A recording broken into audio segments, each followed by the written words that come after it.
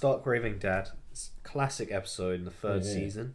Homer is So mistakenly sent to a mental institution, befriends a man who believes he's Michael Jackson. Definitely Yes. get One Flew Over the Cuckoo's Nest vibes. Oh yeah, very, very clearly inspired. Yeah, for sure. The episode is hilarious, but also heartwarming, has memorable moments like Jackson's cameo voice appearance, Of course. which is crazy. Yeah, I I mean, love that. he was the biggest star in the world when this came out, Yeah, so I sure. feel like this episode was definitely a huge turning point for the show. Like, okay, this show is big. We have the most famous person in the world doing a guest appearance. I mean, the whole history, if you haven't read into it, I recommend it. It's very fascinating how they got him on the show and stuff, but there's some crazy details to it. This is Like- still early days. of yeah, yes, Simpsons as it's well, only 2 early seasons doors, in. Yeah, he was he had a contract with a publicist and a record label at the time, and he couldn't legally do work for another company. So his name in the credits isn't his actual name. It is his voice, but it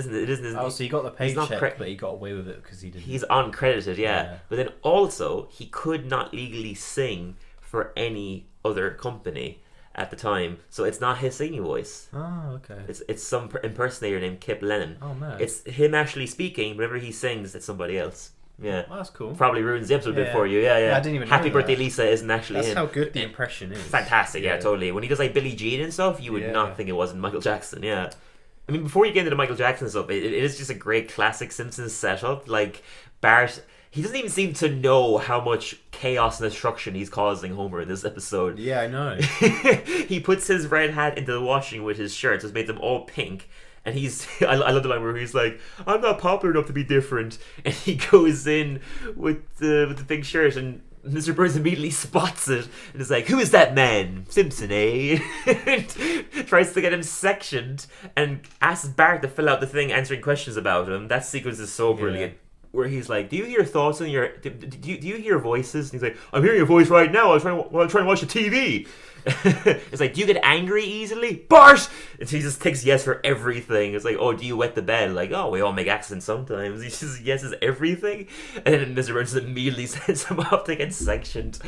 It's one of them episodes where it's also just perfectly balanced. Oh, it's so good, yeah. With It has a nice bit of which heart is where with the Lisa Simpsons are at their subplot. best. Yeah, it's got Definitely. the heartwarming moments, hilarious. And the chaos Yeah. of the Homer's mental really institution. coming into his own as well. So Yeah, you can tell he's not 100% like No. who he's going to become yet, but he's definitely getting there. He's getting stupider, Yeah. you know. Yeah, um, it's nice to see the origins of him. So It's great so episode. fun. Yeah, People may not have watched it in a while because it's not on streaming. you can watch it on YouTube. Go on it's YouTube. there. Go on, other ways of accessing. And Yeah. But the YouTube one is like watch it. quick and easy and good quality, Yeah, so I there you recommend go. just clicking up that. It doesn't deserve to be, erased from history, in my opinion. As much as I love James Earl Brooks, I think he's an absolute genius. I don't agree with that statement. I think this Yeah. episode is good fun, and just watch it and see, it's see great. for yourself. It's still yeah. rewatchable. It's a 9 out of 10 for me. 9 out of 10 for me Yeah. too, for sure. It's classic. I mean, there was a point, definitely not anymore, but there was a point where this was my favorite episode. Really? Yeah, I was younger and I loved Michael Jackson. Not a bad shout. Yeah, and I love Happy Birthday Lisa. I think that song is fantastic. I just like the, like you said, the balance of I think all the stuff in mental institution is so fun.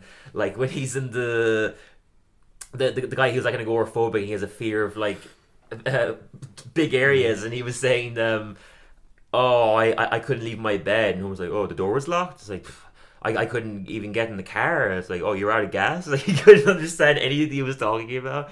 All that stuff was fun. Then you had the nice little balance as well with the Lisa subplot of her being so upset because they forgot her birthday because of everything that was going on with Homer and Bart. And I think the heart at the end of him writing that song with Michael, actually Leon Kompowski, and just winning her over at the end, it was very sweet and very well done. Very sweet. I also liked how they kept it consistent that Lisa was actually 7 up until this episode, and she turns 8 and remains 8 for the rest of the show. True, That's actually. a It's fun little some detail. canon there. Yeah, a fun little canon there for sure.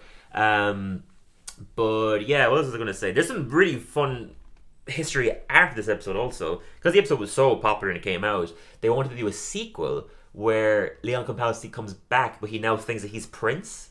and they're going to get Prince to voice him. Okay. Yeah, that would have been a really That would make fun way to get celebrities to come back. Yeah. But doing something fun with them is just having them be this crazy guy who thinks he's a celebrity, you know? That's really fun. I mean, he's also voiced by 3 people in the episode, which is another thing to note, is that he's voiced by Michael Jackson, the impressionist for his singing voice, Kip Lennon, and at the end when you hear him speaking his regular voice, that's Hank Azaria. Okay. So yeah, 3 people, yeah.